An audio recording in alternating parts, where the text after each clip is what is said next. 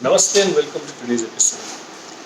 Coronavirus disease COVID-19 has been described as a pandemic by World Health Organization. This incident has changed our life for sure. It's not about whether it has changed our life for good or it has changed our life for bad, but it has changed our life for sure. Everybody would have a different magnitude and aspect to calculate it. For some of us, this change would be temporary, and for some changes would be permanent. A lot of us, when we come out of lockdown, might go to the natural way of or the earlier way of living, and some would definitely be changed in the way that they live. Now, what happens with SARS-CoV-2, the virus? And this virus manifests or this virus grows in your body, and you might be asymptomatic, means there are no symptoms to it, or you might have some moderate or mild fever to some people having a severe symptoms or condition, which includes things like coughing, fever, shortness of breath, and the latest being loss of taste, especially sweet. So everything, including water, starts to taste bitter.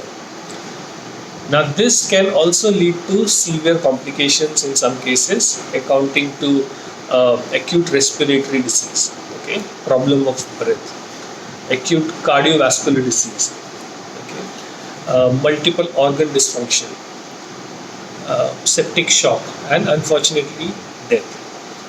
Now, majority of death that have happened because of this virus has been because of some underlying medical conditions that people already have. Now, why these complications are believed to be related to what is being described as a cytokine storm. So, whenever there is a attack on your body, the body releases certain cytokines. Now, these cytokines are like warriors. They go and they fight that infection. Now, what happens is when this virus replicates and it grows, okay, it replicates very, very fast inside your body. So, when it replicates very, very fast, you have more cytokines being released by our body, by our immune system. And when you all know that when we have high amount of immune system, or the immune system goes into a hyper state to fight something, because the whole job that the immune system is trying to do is to save you or safeguard you. So when that happens, you have what is known as hyperinflammation in your body.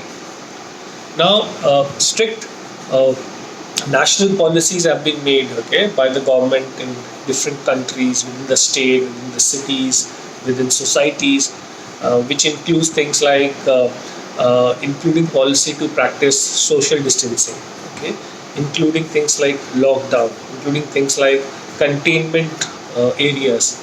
Now, all this is needed and done in order to slower the growth or the spread of this virus, and simultaneously help you to build your immunity, and simultaneously gives time for researchers and doctors and whoever is involved in it to develop something that can hold this spread far and wide and impact lot of life that is already being impacted. But what you and I should be doing is a matter of concern, because what government will do, what vaccines will come, when it will come, that is something that people are working. But what we need to do is we need to ensure that our immune system becomes strong. Our immune system becomes enough to handle this cytokine storm.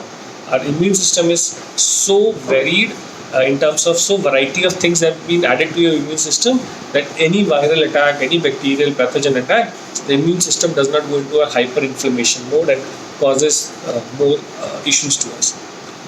Now, we all know that if your diet is low on protein, okay, you will have a higher risk of infection, because protein helps to create antibodies in your body. Now, this protein can be animal based, plant based, that all depends upon an individual who is taking, who is digesting, and who is absorbing that protein. Dietary food also gives us something known as what we call as anti-inflammatory, antioxidant properties. Majority of it comes from plant-based diet.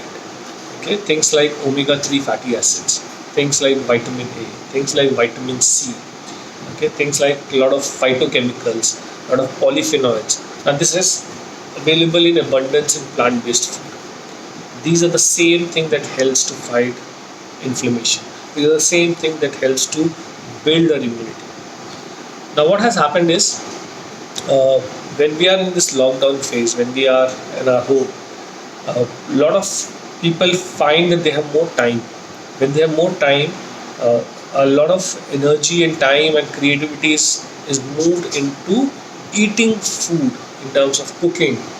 Because this is something that brings passion, or that brings joy to you, that calms you down when as a mother you feed your family, as a partner you feed your spouse, or as somebody who loves cooking, because that's a way of showing the creativity.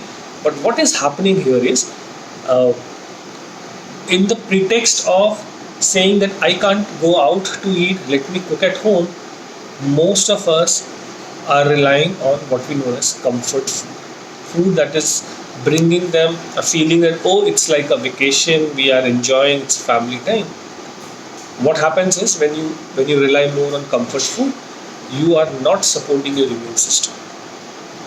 So tomorrow when you step out, as and when the lockdown eased, when life comes back to what the earlier normal was, you would be going out with an immune system that has not improved. It is same where it was before the lockdown. But the world has changed because of this lockdown and because of this virus. So when you step out, you need to have an immune system which is better than what it was yesterday. I'm not against eating home cooked meals. People say that you should eat home cooked, anything that you want to eat at home cooked. Absolutely. But then you should look at how can you add food that helps to improve your immune system. So what we are going to do is, we will break these videos into multiple series. I would try to go into certain macro and certain micronutrients. These are not about just spices and not about some concoctions that will help improve your immunity. It is broader than that. It will be more about what supplements, what category of food, what macronutrient and why you need to add into your diet that will help to improve your immunity. Because at the end of the day, no matter whether you have a vaccine or not, whether the virus has been contained or not, it will be your immunity that will be your first and your last line of defense. Looking forward to share more videos on this as a part of series.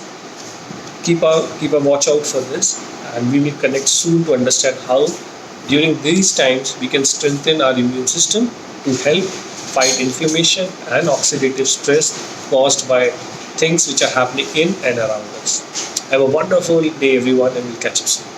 Namaste.